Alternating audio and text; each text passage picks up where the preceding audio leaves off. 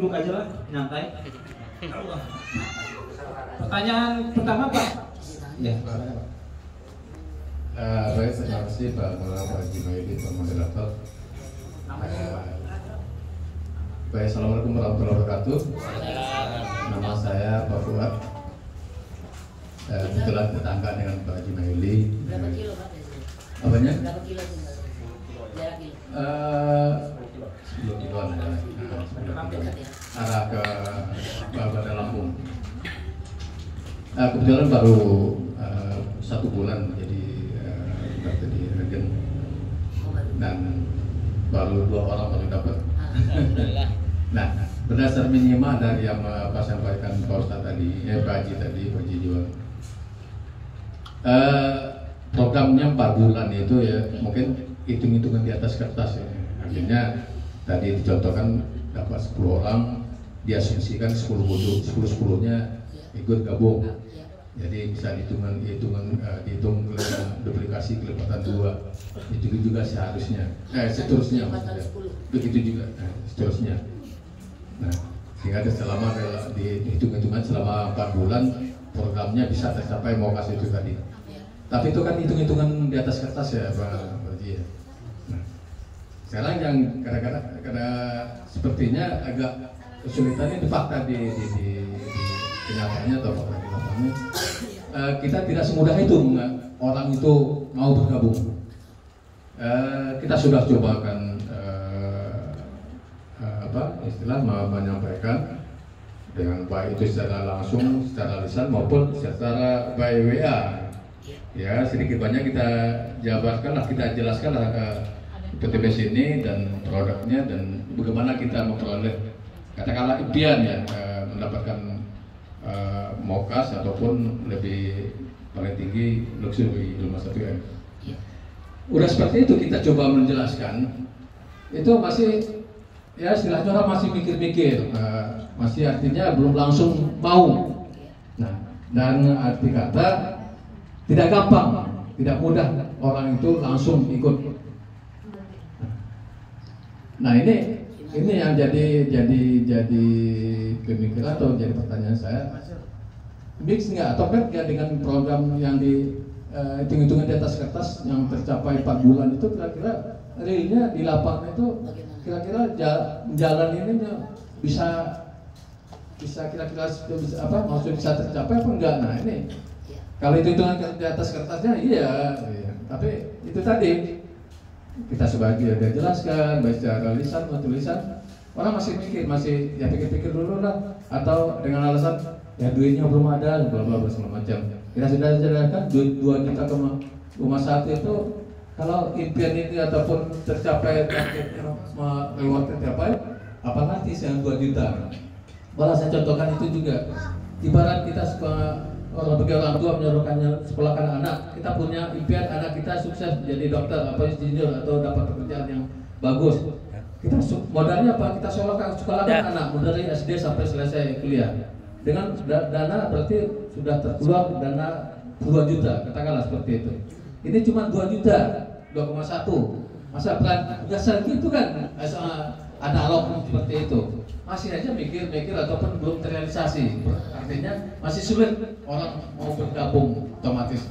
Nah gimana program tercapai 4 bulan ini? Nah, ini masih demikian saja. Terima kasih. Assalamualaikum warahmatullahi wabarakatuh. Alhamdulillah ya. Pertanyaan ini saya yakin mewakili pertanyaan semua orang, betul nggak? Betul. Saya akan jawab sederhana dulu. Bapak dan Ibu, sukses itu ada 2. Yang satu janji, yang satu bukti.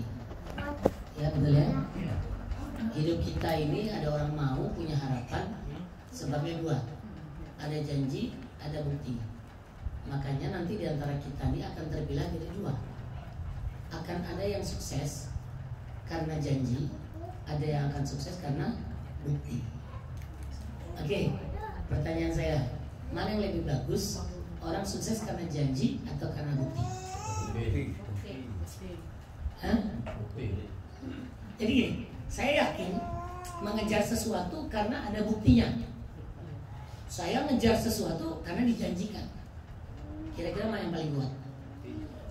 Bukti. Bukti dong. Saya lihat buktinya depan mata, maka saya percaya kan gitu.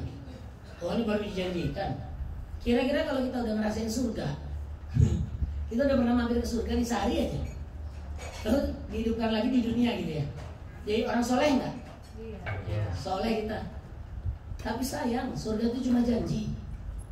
Bahkan ada surga yang tidak dijanjikan ya. Maksudnya apa? Begitu manusia. Kalau udah dikasih bukti, yakinnya luar biasa. Kalau dikasih janji, nah muncul semua keraguan. Keraguan dalam konsep kehidupan akan memberikan simpangan keberhasilan. Apa tuh? Deviasi namanya. Ini lurus. Kalau saya yakin 100%, maka saya akan melangkah terus lurus sampai tujuan saya.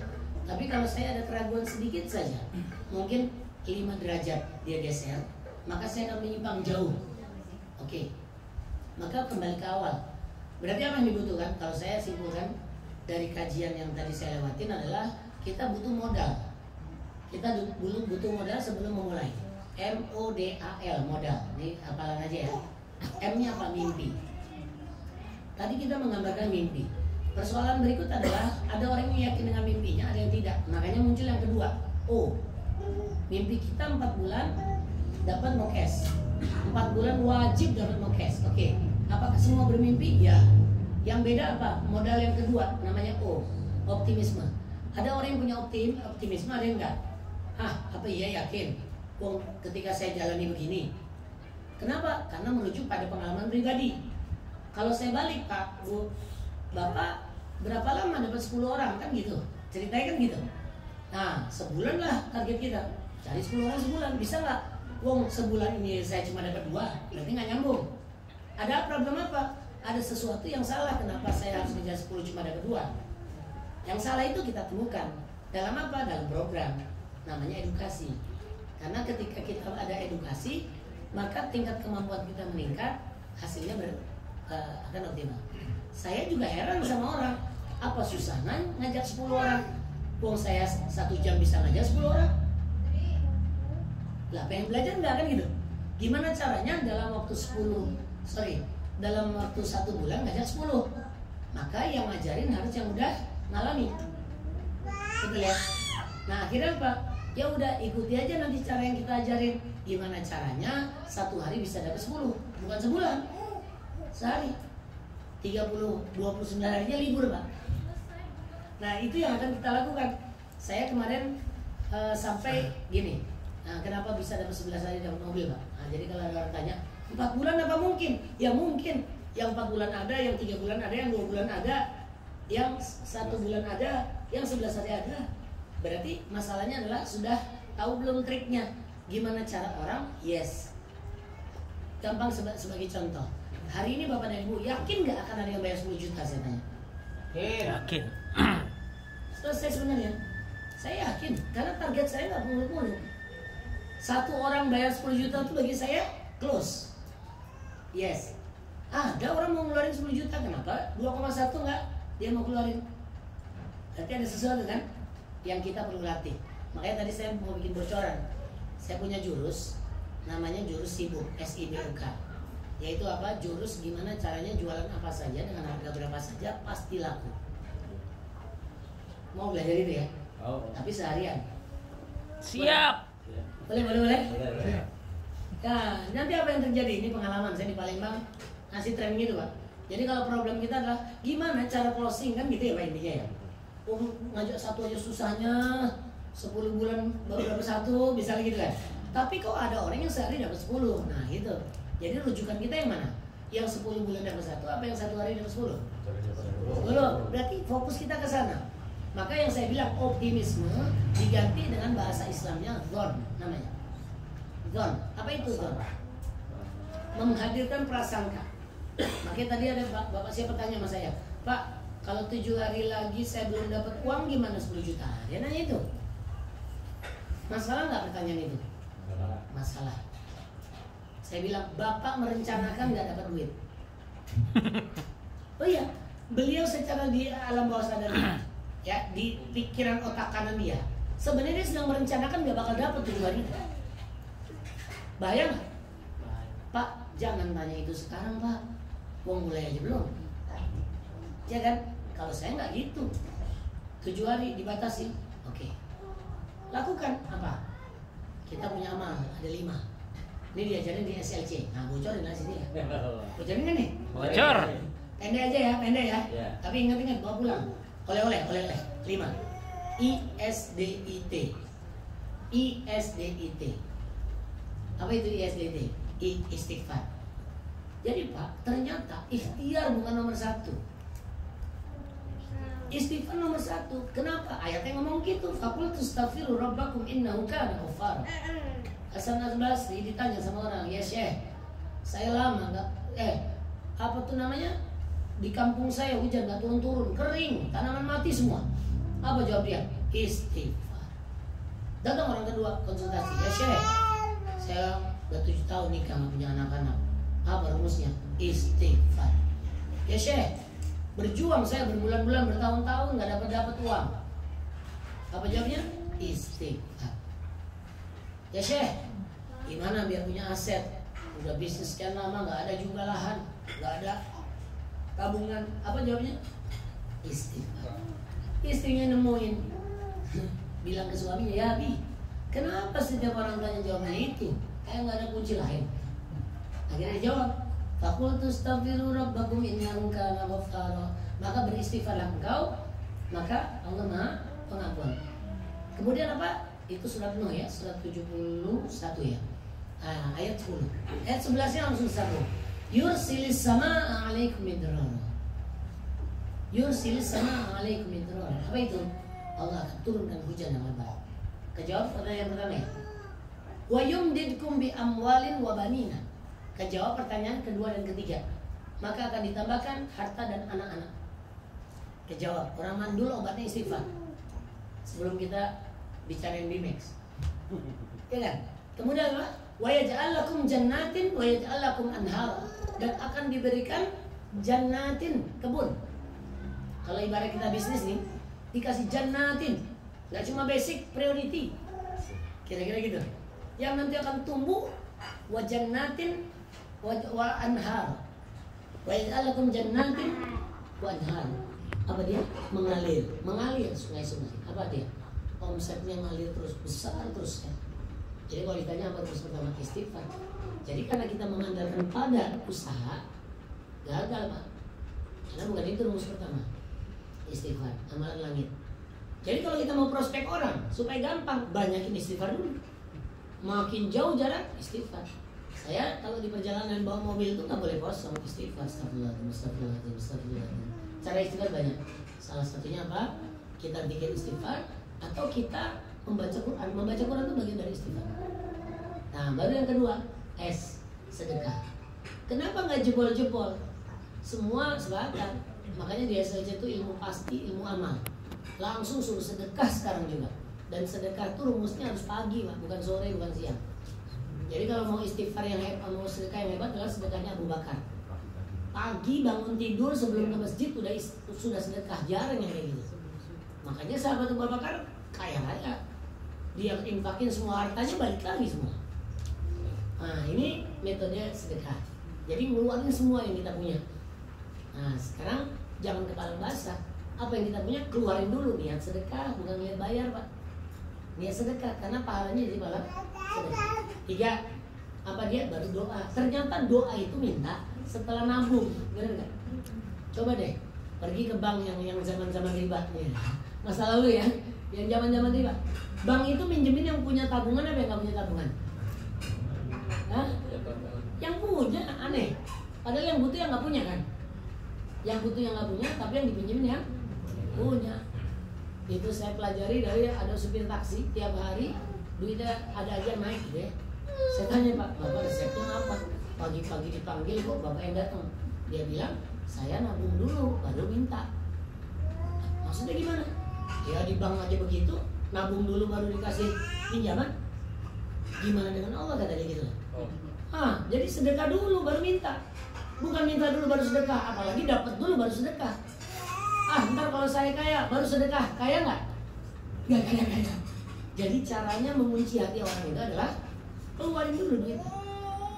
Apa kan nggak tahu saya ngeluarin apa dan berapa. sebelum pertemuan ini. Iya kan? Tapi rumus itu dikerjakan baru kita minta. Nah, minta yang paling bagus doa itu ada doa ijabah. Doa ijabah itu apa? Karena waktu, karena tempat, karena keadaan. Waktu, tempat, keadaan. Waktunya kapan? Malam hari, tengah malam. Keadaannya gimana? Sedang safar, sedang sakit, sedang dizolimi. Dizolimi. Jadi kalau dizolimi tak langsung doa yang baik, jangan yang jelek. Kejadian. Nah, di sini ada yang pernah dizolimi. Kadang-kadang kita dizolimi kan balasnya doa jelek ya. Padahal mendingan jual doa baik. Waduh, dia utang nggak bayar gitu kan. Nah itu kan namanya dizolimi. Ya Allah kasih hidayah dia ya Allah. Ya Allah mudahkan prospek saya ya Allah. Jadi nggak? Jadi Pak. Nah itu nanti kita amalin. Karena keadaan di mana? Waktu tanah suci. Setiap doa di tanah suci ijabah. Makanya jangan tanggung-tanggung doa ke sana. Makanya besok target berangkat ke sana Pak. Saya doa dulu. Apa doa saya? Ya Allah minta ya Allah 100 juta ya Allah 100 juta. Saya minta Pak, saya ngomong.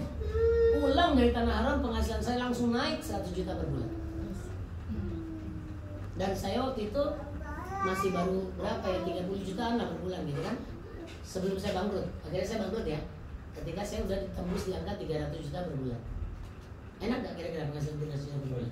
Bukan enak Pak. Nggak enak juga Pak. Nggak enak kalau kita sendirian. Itu yang saya rasain. Akhirnya saya bikin program kayak gini Pak. Saya bikin program kayak gini. Buat orang-orang yang punya harapan tapi masih ragu-ragu tadi. Nah baru masuk di bab I Pak. SDIT, ikhtiar. Baru ikhtiarnya kita latih. Jadi program ini bukan program sekarang. Ini program yang sudah pernah dikerjakan masa lalu. Saya buat program ini di perusahaan yang namanya HNI ya, dan tahu ya HNI ya. HNI itu apa? Bukan. Halal Network Internasional. Ya. Saya mendirikan perusahaan itu tahun 2016. Omset mereka sekarang 200 miliar per bulan. Oke. Nah, saya mengundurkan diri 2016 karena jenuh. Sebab waktu itu penghasilan saya udah 300 jutaan, nggak kerja lagi, nggak enak sih. Akhirnya, saya temui direkturnya, Pak, saya wakafin aja ya income saya buat rumah kafir, gitu kan. Habis itu saya bikin perusahaan baru. Saya kira bikin perusahaan baru kaya, kan lebih kaya gitu ya. Ternyata iya. Penghasilan saya 7 hari itu 3,5 miliar. 7 hari, kebayang nih? Kebayang Pak? Ini bukan cerita indah, ini cerita menyakitkan. Kenapa? Karena setelah dapat uang segitu, saya lupa diri. Akhirnya saya sewa menara 165. Saya sewa, tapi cuma seperempat lantai, nggak mahal. Per bulan habis 250 juta. Buat sewa aja. Saya nggak? Ya habis lah 3,5 miliar berapa bulan. Akhirnya perusahaan kolaps, tutup, hutang saya 2,5 miliar. 2,5 miliar. Akhirnya saya ikut PTBS. Jadi saya ikut PTBS ketika utang saya 2,5 miliar. Punya uang nggak saya buat gerak? Nggak punya Pak. Sekarang pun nggak ada yang ada utang. Apa yang saya lakukan dalam ikhtiar saya? Tapi maaf ini nggak saya ajarin ya. Saya bocorin aja ya. Asik. Apa ikhtiar saya? Saya nggak punya uang buat pendaftaran. Banyak nggak orang yang punya uang buat pendaftaran? Banyak ya. Tapi kan nggak boleh nyerah. Masalahnya kalau semua ini diandalkan dari modal, nggak adil dong. Kalau nggak adil dong, masa sukses selalu karena uang? Saya enggak, saya punya O. Apa itu O? Optimis. Ini ada hasilnya. Benar? Akhirnya apa yang saya lakukan? Saya gerak dengan pola yang lama yang pernah saya ajarin ke orang-orang gitu. Murid saya di HNI penghasilannya gede-gede. Ada yang 500 juta, 300 juta, 200 juta. Gedean mereka dari saya. Karena waktu saya pamit, saya 300 juta, mereka masih 200 juta. Pas saya pamit, mereka makin gede kan. Akhirnya kasnya lebih gede. Cuma ya nggak boleh ngiri ya. Nggak boleh ngiri kan, takdirnya masing-masing. Rupanya saya suruh belajar lagi. Akhirnya saya terapkan ilmu itu. Dan apa yang saya dapat, setiap hari saya closing. Bukan 1 atau 2, 10, 20. Total closing